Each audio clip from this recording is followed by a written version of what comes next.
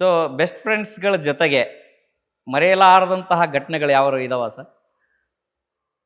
ನಾವು ಕಾಲೇಜ್ ಟೈಮಲ್ಲಿ ಹ್ಮ್. ಬಹಳಷ್ಟು ಬಹುಶಃ ಎಲ್ಲ ಕಡೆ ನಾವು ಕಾಲೇಜಲ್ಲಿ ಓದುವಾಗ, ಹ್ಮ್ ನಾವು PUC ಹ್ಮ್ ಮತ್ತೆ ಮೆಡಿಕಲ್ ಓದುವಾಗ ಹ್ಮ್ ಬಹಳಷ್ಟು ವಿಷಯಗಳು ನಾವು ಎಲ್ಲರ ಜೊತೆಯಾಗಿ ಟ್ರಿಪ್ಸ್ಗೆ ಹೋಗ್ತಾ ಇದ್ವಿ. ಹಾ ಇಲ್ಲಿ ಇರ್ತಕ್ಕಂಥ ನಂದಿ ಹಿಲ್ಸ್, ಪರ್ಲ್ ವ್ಯಾಲಿ, ಹಾ ಜೋಗ್ ಫಾಲ್ಸ್, ಹಾ. ಬಹಳಷ್ಟು ಕಡೆ ಹೋಗಿದ್ದೀವಿ. ಹಾ ಅದರಲ್ಲಿ ಬಹಳಷ್ಟು ಸವಿ ನೆನಪುಗಳು ಇವೆ.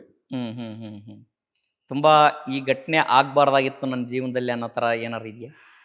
ಆ ಥರನೂ ಆಗಿದೆ. ಹಾ ಬಹುಶಃ ಒಂದ್ಸತಿ ನಾವು ಎಲ್ಲರೂ ಹ್ಮ್. ಫ್ರೆಂಡ್ಸ್ ಎಲ್ಲರೂ ಸೇರಿ ನಂದಿ ಹಿಲ್ಸ್ ಕಡೆ ನಾವು ಹೋಗಿದ್ವಿ. ಹ್ಮ್ ಒಂದು ಡ್ರೈವ್ ಮಾಡುವಾಗ ನಾನೇ ಕಾರ್ ಡ್ರೈವ್ ಮಾಡ್ತಾ ಇದ್ದೆ. ಸುಮಾರು ಒಂದು 10 ಜನ ಇದ್ರು ಗಾಡಿಯಲ್ಲಿ. ಓ ಎಲ್ಲರೂ ಜೊತೆಯಾಗಿ ಹೋಗುವಾಗ ಹ್ಮ್ ಅವಾಗ ಒಂದು ಆಕ್ಸಿಡೆಂಟ್ ಕೂಡ ಆಗಿತ್ತು. ಓ ಹಾ. ಮುಂದೆ ಬರ್ತಕ್ಕಂಥ ಹಾ. ಒಂದು ಲಾರಿ ಬರ್ತಾ ಇತ್ತು. ಹಾ ಅದಕ್ಕಾಗಿ ನನ್ನ ಕೈ ಮೇಲೆ ಒಂದು ಮಾರ್ಕ್ ಕೂಡ ಇದೆ.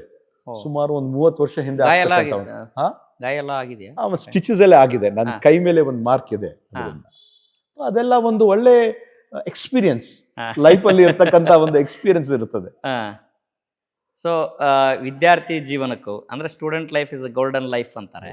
ಆ ಲೈಫ್ಗೂ ನಿಮ್ಮ ಈಗಿನ ಜವಾಬ್ದಾರಿಯುತ ಲೈಫ್ಗೂ ಏನು ವ್ಯತ್ಯಾಸ ಇದೆ ಅನ್ಸುತ್ತೆ ಸರ್? ಐ ಥಿಂಕ್ ನಾನು ಯುವಕರಿಗೆ ಏನು ಹೇಳಬೇಕಂತ ಇಷ್ಟಪಡ್ತೀನಿ ಅಂದರೆ, school life and the college life is the best time of your life. Hmm ಅದು ನಾವು ಎಂಜಾಯ್ ಮಾಡಬೇಕು, ಹ್ಮ್ ಓದಬೇಕು, ಓದ್ರ ಜೊತೆ ಆಟನೂ ಇರಬೇಕು, ಪಾಠನೂ ಇರಬೇಕು. ಹ್ಮ್ ಇದ್ರೆ ಮಾತ್ರ ಜೀವನ ಸಂಪೂರ್ಣವಾಗಿ ಇರ್ತದೆ. It will be fulfilled, life fulfilled ಅಂತ ಇರ್ತದೆ ಅಂತ ನಾವು ಹೇಳ್ತೀವಲ್ಲ. ಹ್ಮ್ ಯಾಕಂದ್ರೆ ಅವಾಗ ನಮಗೆ ಅಷ್ಟೊಂದು ಜವಾಬ್ದಾರಿ ಇರಲ್ಲ. ಹ್ಮ್ ಅಲ್ಲಿ ಇರ್ತಕ್ಕಂಥ ಸಂದರ್ಭದಲ್ಲಿ ಏನಪ್ಪ, ನಾನು ಪಾಸ್ ಆಗಬೇಕು, ಸರಿಯಾಗಿ ಓದಬೇಕು ಅಂತ ಇರ್ತಕ್ಕಂಥ. ಆದರೆ ಇವತ್ತಿನ ದಿವಸ ನಾವು ನೋಡಿದ್ರೆ ಹ್ಮ್. ಮನುಷ್ಯನ ಮೇಲೆ ಬಹಳಷ್ಟು ಒಂದು ಜವಾಬ್ದಾರಿ ಇದೆ. ಹ್ಮ್ ಆ ಒಂದು ಫ್ರೀ ಮೆಂಟ್ಯಾಲಿಟಿ, ಫ್ರೀ ಮೈಂಡ್ ಇರಲ್ಲ. ಹ್ಮ್ ಸೊ ಎಲ್ಲ ಯುವಕರು ಹ್ಮ್. ತಮ್ಮ school, college, study life complete ಆಗಿ ಎಂಜಾಯ್ ಮಾಡಬೇಕು ಅಂತ ನಾನು ಹೇಳಕ್ಕೆ ಇಷ್ಟಪಡ್ತೇನೆ. ಕುಟುಂಬದ ಜೊತೆಗೆ ಹೆಂಗೆ ಟೈಮ್ ಸ್ಪೆಂಡ್ ಮಾಡ್ತೀರಾ ಸರ್? ನನ್ನ ಟೈಮ್ ಸಿಕ್ಕಿದಾಗ ಹ್ಮ್ ಕುಟುಂಬದ ಜೊತೆ ನಾವು ಡ್ರೈವ್ ಹೋಗ್ಬೋದು, ಇಲ್ಲಾಂದರೆ ಕೆಲವು ಸತಿ ಸಿನಿಮಾ ನೋಡೋಕೆ ಹೋಗ್ತೀವಿ, ಊಟಕ್ಕೆ ಹೋಗ್ತೀವಿ. ನಾವು ಇದು ನಮ್ಮ ತಂದೆಯವರಾಗಿರುವಂಥ ದಿವಂಗತ ಧರಮ್ ಸಿಂಗ್ ಸಾಹೇಬ್ರಿಂದ ನಾನು ಕಲ್ತಿದ್ದೀನಿ.